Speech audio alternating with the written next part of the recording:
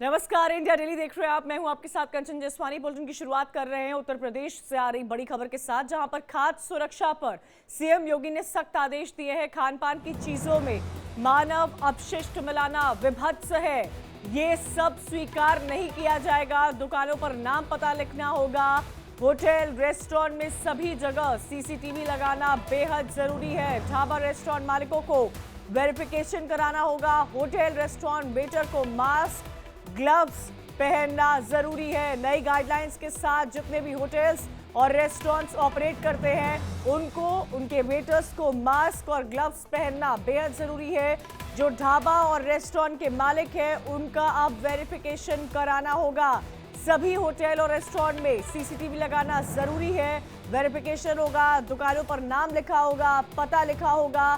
साथ ही साथ आपको ये भी बता दें कि सीएम योगी ने सख्त आदेश दिए हैं कि खान पान की चीजों में मानव अपशिष्ट मिलाना विभत्स है, ये सब स्वीकार नहीं किया जाएगा। इस वक्त की बड़ी खबर उत्तर प्रदेश से आ रही है, जहां पर खाद्य सुरक्षा को लेकर एक के बाद एक सख्त आदेश दिए जा रहे हैं। पिछले कई दिनों से जो जानकारी और जिस तरह की खबरें सामने आ रही थी उसको देखते हुए ये कड़े आदेश दिए गए हैं। नई गाइडलाइंस जारी की गई है, जिसमें अब नाम के साथ साथ पता भी लिखना रेस्टोरेंट ढाबा के मालिकों के लिए बेहद जरूरी हो जाएगा। जो रेस्टोरेंट और ढाबा में वेटर्स खाना सर्व करते हैं उनके लिए मास्क और ग्लव्स का इस्तेमाल करना अब अनिवार्य हो गया है। एक के बाद एक खाद्य विभाग को लेकर खासतौर से उत्तर प्रदेश में ऐसी खबरें सामने आ रही थी जो इंसानों को झकझोर कर रख दे रही थी। चाहे जूस की खबर हो, आमतौर पर आए दिन कोई ना कोई ऐसी घटना सामने आ रही थी जिसको लेकर कई सारे सवाल खड़े किए जा रहे थे, और इन्हीं का अब इन पर रोक लगाने के लिए उत्तर प्रदेश के खाद्य विभाग से सीएम योगी के सख्त आदेश। उत्तर प्रदेश सरकार ने, माननीय मुख्यमंत्री जी ने खाद्य विभाग के अधिकारियों को स्पष्ट निर्देश दिया है कि जो भी दुकान प्रतिष्ठान हो उनके मालिक का नाम, उनके जो मैनेजर हैं उनका नाम, उस प्रतिष्ठान में काम करने वाले कर्मचारियों का पुलिस वेरिफिकेशन अवश्य हो। साथ ही साथ जो भोजन बनाने का प्रोटोकॉल है, ग्लव्स लगाना, मुंह में मास्क लगाना, ये भी आवश्यक रूप से लगाया जाए। सभी जगहों पे सीसीटीवी लगे, जिससे जिस भाव से उपभोक्ता दुकान पे जाता है, जिस श्रद्धा से जाता है, जिस आस्था से जाता है, उसकी वो श्रद्धा, आस्था, वो भाव बना रहे। और राज्य सरकार का दायित्व है ये, इस दायित्व को मानते हुए कि उपभोक्ता को शुद्ध उसके आस्था के अनुसार सामान मिले, उसके नाते से मुख्यमंत्री जी ने गंभीरता से निर्देश दिया है। इसका अनुपालन जो नहीं करेगा उसके ऊपर कठोर कार्रवाई भी सुनिश्चित की जाएगी। तो देखिए, आप सुना आपने, साफ तौर पर ये कहा गया है कठोर कार्रवाई की जाएगी। मनीष शुक्ला बीजेपी प्रवक्ता को आप सुन रहे थे। और इसी बीच एक के बाद एक जो उत्तर प्रदेश से ऐसी खबरें खान पीने के सामान को लेकर सामने आ रही है, वो चिंता का विषय हर व्यक्ति के लिए लगातार बनी हुई थी। खान पान की चीजों में मानव अपशिष्ट मिलाना विभत्स है, ये किसी भी जगह स्वीकार नहीं किया जाएगा। इसको लेकर नई गाइडलाइंस भी जारी की गई हैं। अमूमन आपने देखा होगा होटल और रेस्टोरेंट और खास तौर पर ढाबे की अगर बात की जाए तो वहां पर ग्लव्स का इस्तेमाल नहीं किया जाता है, लेकिन अब ये करना अनिवार्य होगा। ज्यादा जानकारी के साथ अखंड हमारे साथ लगातार जुड़े हुए हैं। अखंड, पिछले दिनों कई ऐसी घटनाएं आई हैं जिसे देखकर मन विचलित हो जाता है। वो देखकर कई सारे सवाल खड़े होते हैं। सवाल ये भी खड़ा होता है कि क्या हाइजीन को मेंटेन किया जाता है बाहर या नहीं मेंटेन किया जाता है। इन सब के बीच में योगी सरकार का ये बड़ा फैसला आया है। अमूमन ढाबों पर हम नहीं देखते थे कि जो वेटर है वो मास्क का इस्तेमाल कर रहे हैं या ग्लव्स का इस्तेमाल कर रहे हैं, लेकिन अब ये सब इस्तेमाल करना जरूरी हो गया है। और क्या कुछ जानकारी मिल पा रही है? देखिए, मुख्यमंत्री ने उच्च अधिकारियों के साथ मीटिंग की और एकदम स्पष्ट किया कि ये पूरा जो खान पान का मामला है ये पूरी तरीके से साफ सुथरा होना चाहिए, इसमें किसी तरीके के मिलावट नहीं होनी चाहिए। और ये जो मीटिंग है, इस मीटिंग में दो चीज़ों पे विशेष रूप से ध्यान देने की बात कही गई। एक तो साफ सफाई, दूसरा ये है जो मानव अपशिष्ट मिलाने की बात हो रही थी लगातार कई जगहों से।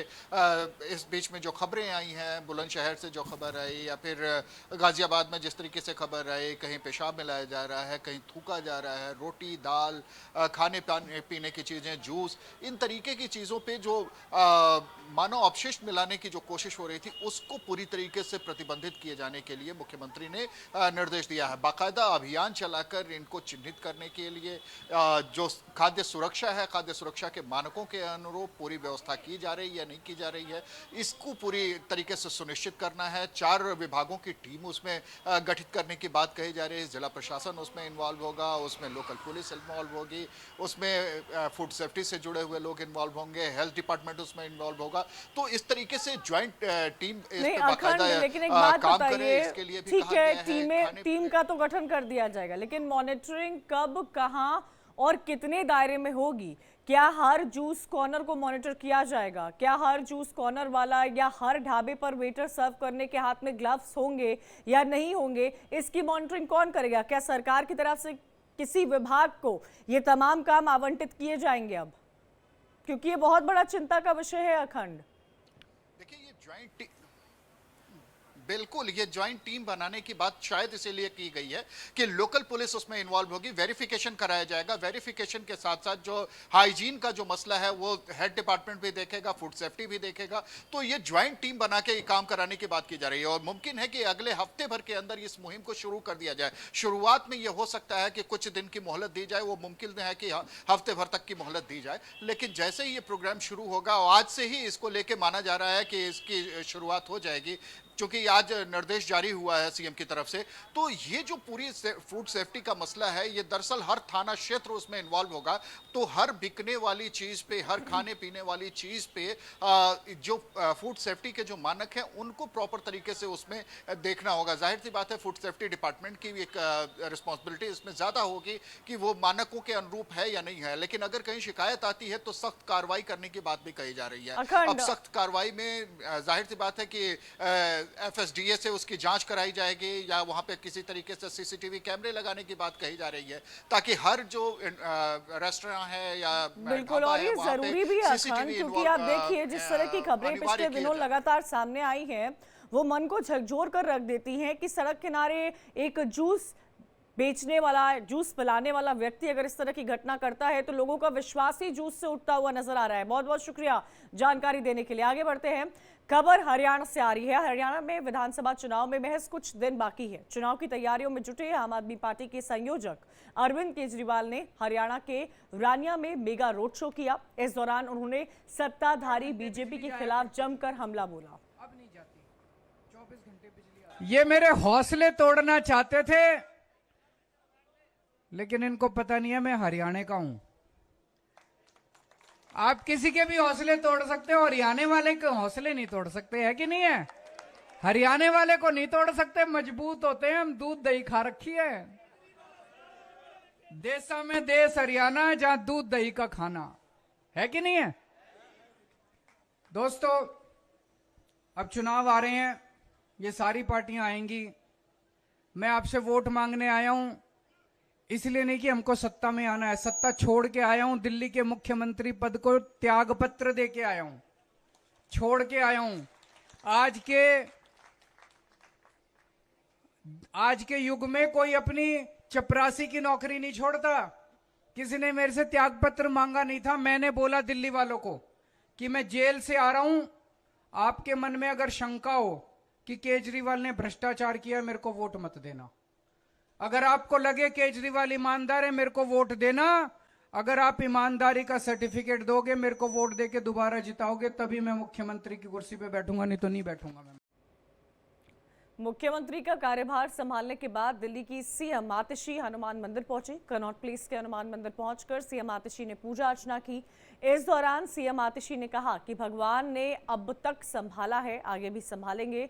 कई लोगों ने तोड़ने की कोशिश की, लेकिन भगवान ने साथ दिया है। आने वाले चुनावों में अरविंद केजरीवाल फिर मुख्यमंत्री बनेंगे। आपको बता दें, आम आदमी पार्टी में जब भी कोई बड़ा पद संभाला जाता है, बड़ा कद संभाला जाता है, अमूमन ऐसे ही नेताओं की तस्वीरें देखने को मिलती है। और अब इस वक्त आप तस्वीरें देख रहे हैं दिल्ली की मुख्यमंत्री आतिशी की, जिन्होंने सीपी स्थित हनुमान मंदिर में पूजा अर्चना की। इस मंदिर से आम आदमी पार्टी का सालों पुराना रिश्ता भी लगातार रहा है। हनुमान जी हमारे संकट मोचन रहे हैं। पिछले 2 साल में आम आदमी पार्टी पर, दिल्ली सरकार पर, हमारे नेता अरविंद केजरीवाल जी पर हर तरह के हमले हुए हमारे दुश्मनों द्वारा। उन्होंने कोशिश करी कि हमें तोड़ दें, हमें दबा दें, हमें चुप करा दें, दिल्ली वालों के काम रोक दें। लेकिन हनुमान जी ने हर संकट में आम आदमी पार्टी की रक्षा करी, अरविंद केजरीवाल जी की रक्षा करी, दिल्ली सरकार की रक्षा करी और दिल्ली वालों की रक्षा करी। तो आज हनुमान जी से मैंने एक ही चीज मांगी है कि जिस तरह से उनका आशीर्वाद हमेशा हम पे बना रहा है, वैसे ही बना रहे। हम उनके आशीर्वाद के साथ दिल्ली वालों के काम करते रहें और उनके आशीर्वाद के साथ आने वाले चुनाव में अरविंद केजरीवाल जी को फिर से दिल्ली का मुख्यमंत्री बनाएं। वहीं दिल्ली की सीएम आतिशी ने कनॉट प्लेस में प्राचीन हनुमान मंदिर पहुंची, जहां उन्होंने हनुमान जी के दर्शन किए। इस दौरान मंदिर पर मौजूद महिला भक्तों से हमारी संवाददाता आयुषी ने खास बातचीत की है, सुनिए। दिल्ली को उसकी नई मुख्यमंत्री मिल चुकी है आतिशी के रूप में, और आतिशी सोमवार को ही अपना मुख्यमंत्री के रूप में पदभार उन्होंने ग्रहण किया है और मंगलवार आते ही उन्होंने सीधे दिल्ली स्थित कनॉट प्लेस के प्राचीन हनुमान मंदिर का दर्शन किया। आपको बता दें कि आतिशी ने एक्स पर पोस्ट करके ये जानकारी दी थी कि वो आज 11 बजे संकट मोचन दिल्ली के जो प्राचीन हनुमान मंदिर है वहाँ वो आएंगी दर्शन के लिए। देखा जाए तो आम आदमी पार्टी की तमाम नेता जो हैं वो समय समय पर इस मंदिर में आते रहे हैं और मंदिर में उन्होंने, चाहे उनके पार्टी के अंदर कोई भी उतार चढ़ाव हो, सरकार के अंदर कोई भी उतार चढ़ाव हो, चाहे वो पूर्व मुख्यमंत्री अरविंद केजरीवाल हो जो जेल से निकलते ही सबसे पहले इसी मंदिर में आते हैं संकट मोचन का दर्शन करने के लिए, या फिर आतिशी जो मुख्यमंत्री बनते ही सबसे पहले अगले दिन ही वो यहाँ पे आई हैं दर्शन करने के लिए। आपको बता दें कि देखा जाए तो आतिशी जैसे ही दर्शन करके निकली, उन्होंने हमसे बातचीत करते हुए बताया कि पिछले 2 सालों में आम आदमी पार्टी और दिल्ली सरकार पे कई तरह के संकट आए हैं और संकट मोचन ने हमेशा उन तमाम परेशानियों को दूर किया है। और उन्होंने कहा कि आज फिर से उन्होंने संकट मोचन हनुमान जी से एक ही विनती की है, एक ही मांग की है कि जिस तरीके से संकट मोचन हमेशा से उनके सभी दुख हरते आए हैं तो वैसे ही आगे भी करते आए और दिल्ली की सरकार, आम आदमी पार्टी और दिल्ली की जनता इन तीनों को सुरक्षित रखे और बुरी नजरों से बचाए। ये आतिशी का कहना है। जैसे ही वो मंदिर से बाहर निकलती हैं दर्शन कर, उसके बाद उन्होंने कहा कि 2 सालों से पार्टी काफी परेशान थी, लेकिन अब जाकर कहीं ना कहीं जो संकट मोचन है वही इन तमाम त्रुटियों को, इन तमाम दुखों को दूर करेंगे। तो ऐसे में आपको बता दें कि जहां एक तरफ आतिशी का ये कहना है कि वो हनुमान जी से ये दरख्वास्त करने आई थी, वहीं दूसरी तरफ आपको बता दें कि जिस तरीके से आतिशी अब दिल्ली की नई महिला मुख्यमंत्री बनी हैं, उसके बाद से दिल्ली की जनता के बीच में भी कई तरह के जो सवाल हैं वो बन रहे हैं, क्योंकि मात्र 5 महीने का समय है आतिशी के पास ताकि वो दिल्ली की जनता को एक महिला मुख्यमंत्री के रूप में साबित कर सके कि आखिर वो क्या काम कर सकती हैं दिल्ली की जनता के लिए, क्या कुछ अच्छे जो फैसले हैं, क्या कुछ अच्छी योजनाएं हैं वो ला सकती हैं। महज 5 महीने के बाद फिर से दिल्ली में विधानसभा चुनाव होने हैं। इसके मद्देनजर आम आदमी पार्टी की हर गतिविधि और खास तौर पे नई मुख्यमंत्री आतिशी की हर गतिविधि बेहद महत्वपूर्ण हो जाती है। कैमरा पर्सन शेरा सिंह के साथ मैं आयुषी मिश्रा, इंडिया डेली, दिल्ली। आम आदमी पार्टी सांसद संजय सिंह ने प्रेस कॉन्फ्रेंस के दौरान बीजेपी पर जमकर हमला बोला। संजय सिंह ने बीजेपी पर भ्रष्टाचार का आरोप लगाते हुए कहा कि बीजेपी से सुनियोजित ढंग से भ्रष्टाचार कर रही है, बिजली के नाम पर बीजेपी खुली लूट कर रही है, बीजेपी अपने दोस्तों के साथ मिलकर देश को लूट रही है, शिंदे और भजन लाल के साथ मिलकर 25-25 साल तक जनता को लूटने की तैयारी है। टेंडर अप्लाई हो गया, टेंडर खुल गया, और जब टेंडर खुल गया सितंबर के महीने में अभी जब टेंडर खुल गया तो टेंडर भारत के प्रधानमंत्री नरेंद्र मोदी के सबसे करीबी दोस्त, उनके मालिक, उनके आका अडानी को मिल गया। अडानी को मिल गया। पूरे देश में सोलर बिजली 2.5 रुपए यूनिट सरकारों को मिल रही है, कोयले की बिजली 2 रुपए, 2.5 रुपए, 3 रुपए यूनिट सरकारों को मिल रही है। लेकिन अडानी को 6,600 मेगावाट की बिजली 4 रुपए यूनिट की दर से मिली। यह 1 रुपए की डकैती किसके जेब में डाली जा रही है? पूछना चाहता हूं, 25 साल के लिए महाराष्ट्र की जनता को लूटने की खुली छूट अडानी को नरेंद्र मोदी जी, शिंदे जी कैसे मिल गई? देवेंद्र फडणवीस जी, इसका जवाब महाराष्ट्र की जनता को देना पड़ेगा आपको। और एक मोटे मोटे अनुमान के तहत अगर ये 6,600 मेगावाट की बिजली सप्लाई 4 रुपए यूनिट के दर से अगले 25 साल तक चलती रहे तो करीब करीब महाराष्ट्र की जनता को 1 लाख करोड़ रुपए का चूना लगेगा। 1 लाख करोड़ रुपए की लूट महाराष्ट्र की जनता से की जाएगी। महाराष्ट्र के बदलापुर में 2 बच्चियों से यौन उत्पीड़न के आरोपी अक्षय शिंदे को पुलिस एनकाउंटर के बाद अस्पताल में मौत हो गई। पुलिस आरोपी को ट्रांजिट रिमांड पर लेने के लिए तलोजा जेल लेने पहुंची थी। तभी आरोपी अक्षय ने पुलिस की रिवॉल्वर छीनकर 3 राउंड फायरिंग की। जवाबी कार्रवाई में पुलिस ने गोली चलाई। गंभीर हालत में उसे अस्पताल ले जाया गया, जहां उसकी मौत हो गई। वहीं अब एनकाउंटर के बाद राजनीतिक जोर पकड़ रही है। जहां एक तरफ सत्ता पक्ष के लोग पटाखे फोड़कर मिठाई बांटकर जश्न मना रहे हैं, वहीं विपक्ष एनकाउंटर पर सवाल खड़े कर रहा है। तो देखिए, 2 तस्वीरें इस वक्त आपको दिखा रहे हैं। एक तस्वीर है जश्न मनाने की, और आपको याद होगा बदलापुर का वो नज़ारा, जिस तरह से लोगों ने वहाँ पर प्रदर्शन किया था, जहाँ स्कूल में 2 छोटी बच्चियों के साथ यौन शोषण का मामला सामने आया था। पूरे स्टेशन पर हजारों की तादाद में लोग इकट्ठा हो गए थे, लगातार प्रोटेस्ट कर रहे थे। ये वही लोग हैं जो इस वक्त जश्न मनाते हुए नजर आ रहे हैं पहली तस्वीर में। वहीं इस पूरे मामले पर राजनेताओं का क्या कुछ कहना है, सुनिए। ये जो आरोपी था, इसकी पूर्व पत्नी ने सेक्सुअल असॉल्ट की एक कंप्लेंट की थी। उसके लिए एक वारंट लेकर उसको उसकी तफ्तीश के लिए लेकर जा रहे थे। उस समय उसने पुलिस की बंदूक छीनकर पुलिस के ऊपर गोली चलाई, हवा में गोली चलाई, और अपने संरक्षण के लिए पुलिस ने उसके ऊपर गोली चलाई। उसको हॉस्पिटल में ले जाया गया और अभी ऑफिशियली डॉक्टर डिक्लेयर करेंगे, लेकिन जो प्राथमिक जानकारी आ रही है शायद मृत्यु हुई है। बदलापुर में आरोपी था वो, जिसको तफ्तीश के लिए जो उसके ऊपर उसकी पहली पत्नी जो थी उसने गुनाह रजिस्टर किया था लैंगिक अत्याचार का, और इसकी वजह से उसको तपास के लिए ला रहे थे। और उस दरमियान उसने एपीआई नीलेश मोरे इसके ऊपर फायरिंग की। नीलेश मोरे जख्मी है, घायल है, और इसीलिए पुलिस ने खुद के बचाव के लिए ये कार्यवाही की है।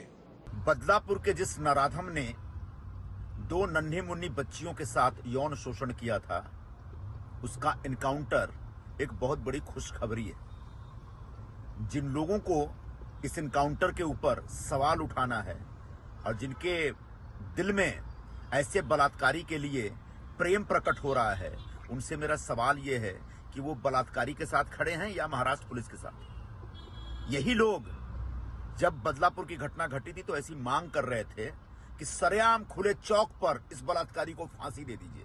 जब उस बलात्कारी ने पुलिस का रिवॉल्वर छीन करके पुलिस पर वार करना चाह रहा था, और उससे बचने के लिए पुलिस वालों ने जब उस पर हमला किया या उस पर अटैक किया या उसका एनकाउंटर किया, तो मुझे लगता है कि इससे बड़ी खुशखबरी कुछ नहीं हो सकती।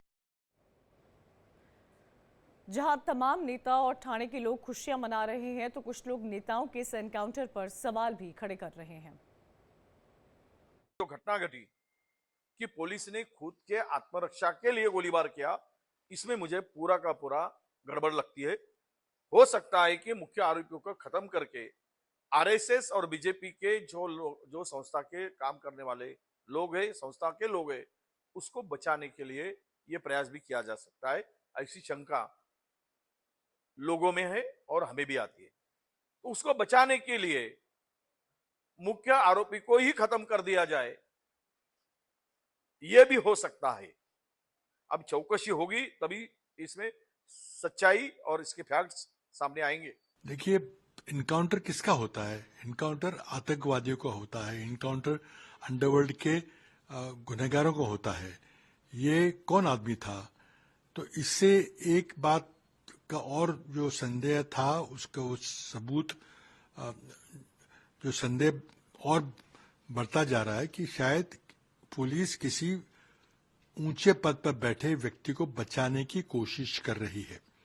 क्या इस घटना को अंजाम किसी संस्था चालक जो थे उसमें से किसी ने इस घटना को अंजाम दिया था और किसी और आदमी को इसको फंसाने की कोशिश की गई, और अगर वो सच बताने की स्थिति में अगर आया है तो उसकी आवाज बंद कर दी गई है। इस घटना में 4 वर्षीय लड़की के ऊपर अत्याचार किया गया था, उसका जो आरोपी था अक्षय शिंदे, वो उसको जब पुलिस लेके जा रहे थे उसके दोनों हाथ बांधे थे। ऐसी हालत में किस प्रकार से पुलिस की रिवॉल्वर छीन के वो खुद के ऊपर गोली दाग सकता है, आत्महत्या कर सकता है, इसके ऊपर यकीन करना मुश्किल है। वो स्कूल भारतीय जनता पार्टी के एक नेता की थी, करके 4-5 दिन वो घटना को दबाने की सरकार ने कोशिश की, और अभी जिस प्रकार से अक्षय शिंदे का एनकाउंटर किया गया उस पर से ये बात की शंका आ रही है कि भारतीय जनता पार्टी की स्कूल होने के कारण और ये बात आगे बढ़ना नहीं चाहिए, उसके लिए इसको हमेशा के लिए अक्षय शिंदे को हटा दो करके ये एनकाउंटर हुआ क्या। जहां एक तरफ अक्षय के एनकाउंटर पर राजनीति गर्मा रही है, वहीं दूसरी ओर राजनीति से परे आरोपी अक्षय की मां बस यही कह रही हैं कि अब हम नहीं जी पाएंगे, हमारा बेटा गोली नहीं चला सकता। स्कूल में बस काम पे गया था, उसके बाद ही उन लोगों का क्या मालूम क्या चालू था क्या नहीं। वो बच्चे ने बोला मेरा रिपोर्ट भी निकाला, पूरा शेड्यूल का रिपोर्ट भी निकाला। रिपोर्ट निकाला रहेगा तो तुम उधर दाखिल करना मांगते है ना, कोर्ट में दाखिल करना मांगता है ना, दिखाना मांगता है ना। हाँ बाबा बच्चे ने किया है क्या नहीं करके, तुम लोग डायरेक्ट गोली डाल के उसको मार दिया और ऊपर से बोलेगा कि उसने फायरिंग किया करके। वो बच्चा फटाकड़ी जलाने को नहीं आता, गाड़ी नहीं चलाने को आता, इतना बड़ा बंदूक लेगा। कुछ भी बच्चे पे आरोप डालते तुम लोग, तुम्हारा नाम बड़ा करने के लिए। कुछ जीने का नहीं है हम लोग को, मरने का है। चलिए अब आपको ये पूरा केस बताते हैं ग्राफिक्स के जरिए। इस केस को एक बार फिर से समझिएगा। बदलापुर का मोलेस्टेशन का ये केस क्या था? 12 अगस्त की बात है, जब 12 अगस्त को आदर्श स्कूल में स्वीपर अक्षय शिंदे ने 2 बच्चियों का यौन शोषण किया था।